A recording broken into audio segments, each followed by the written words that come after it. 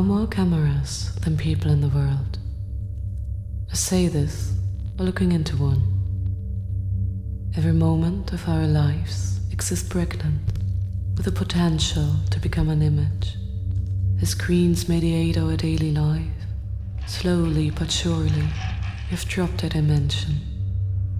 The flat earthers were right, but they probably wouldn't appreciate the irony. These days, I often think about geometry, but not in the way I did at school. It's all a bit more metaphysical this time. But in both cases, it all starts with a point. It used to carry its coordinates, but now, in my mind, it is weightless and suspended in possibility. It does not yet move and does not yet mean. In order to become, it needs to stretch and extend. It longs for movement, and when it's finally set free, it becomes a line. But where do you draw the line? Lines demand decisions. A moral line, a red line, a line in the sand. Each is drawn with certainty, only to be blurred by time. Borders begin as ideas, but are lived as conditions, reshaped under tanks and treaties. They say here, not there, us, not them. What was once a stroke on paper becomes law, becomes conflict. What I'm trying to say is, lines carve space into meaning. Straight lines belong to geometry, to theory, to the mind. Nature resists them. Inflection is the pure event of the line. Rivers meander, coastlines crumble, and even light bends. In the beginning was the word, some say, the first vibration that rippled through the void. A sound wave is a mechanical oscillation, a disturbance that propagates through air, water, or solid matter. It does not travel in straight lines, but in rhythmic compressions and refractions, forming sinusoidal curves. When a rotation is introduced to the simple up and down movement, when its oscillatory motion is extended in multiple dimensions, it becomes a spiral, the shape of galaxies, of hurricanes, of time as it bends towards gravity. Figures in baroque paintings and sculptures do not stand, they spiral.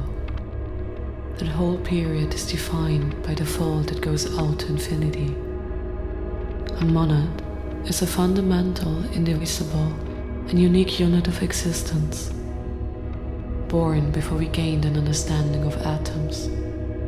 An inside without an outside, a self-contained world in a room with no windows, an egg of sorts. US elections were won on the price of eggs. The Oval Office. Why oval, not circle? I just mean it metaphorically, because I don't know how to literally talk about this in any kind of sensible way. But this metaphor discloses the idea, roughly speaking, that somehow power does not distribute evenly. It wobbles, lurches, shifts its weight like an object caught in orbit. There is always an elliptical distortion, and there are always strings being pulled. An oval is a negotiation, never resolved. There is no art in the steel. Two centers, two poles, a dialectic tension. Thesis and antithesis vying for dominance until the struggle bursts something new.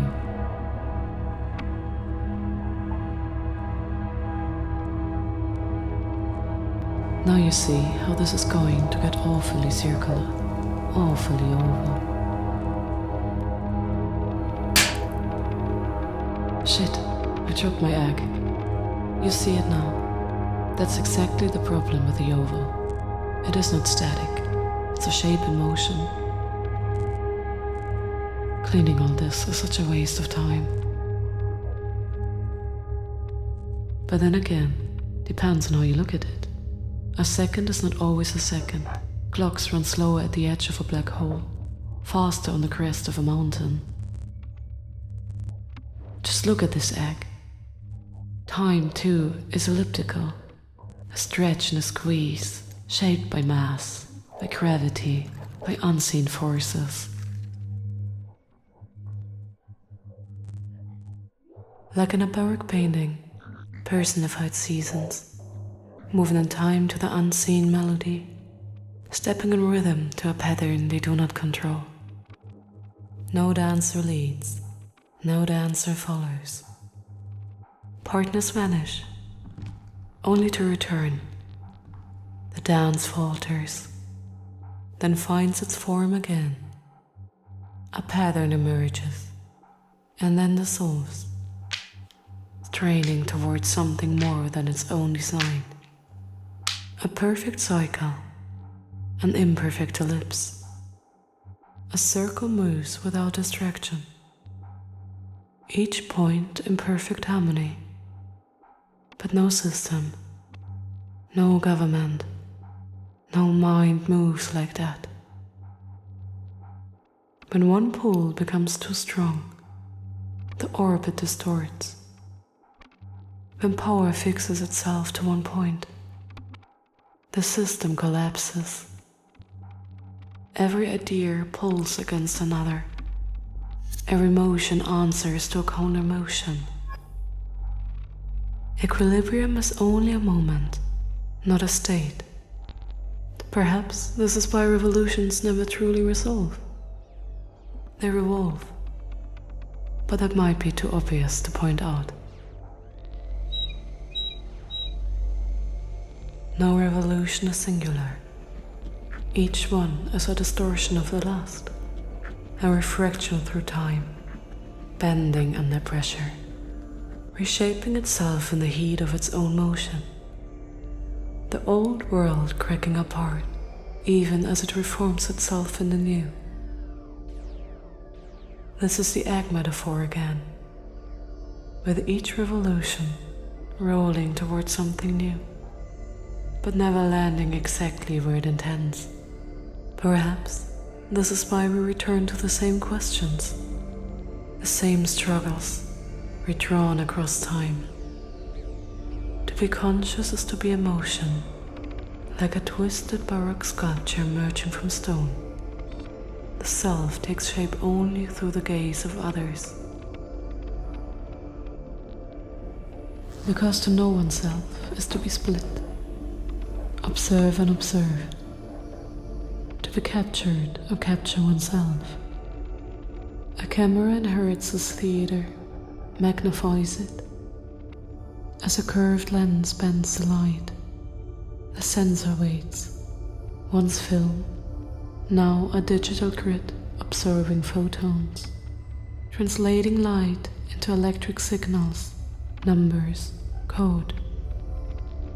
Lived reality is broken down, pixel by pixel, into a mosaic of frozen fractions.